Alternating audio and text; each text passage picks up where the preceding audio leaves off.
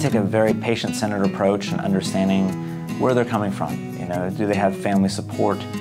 Do they have special needs? What are their goals after coming to see me, whether they get surgery or not, to make sure that we're working towards meeting that goal within the context of their disease.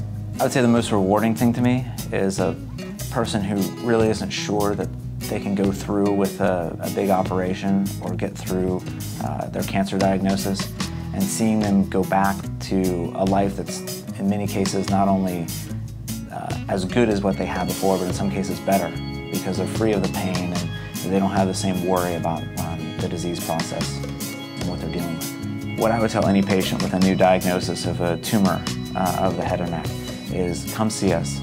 Let us use our expertise to figure out what your options are, and let our entire team work towards getting you back on your feet, back out in daily life, and let us do the heavy lifting.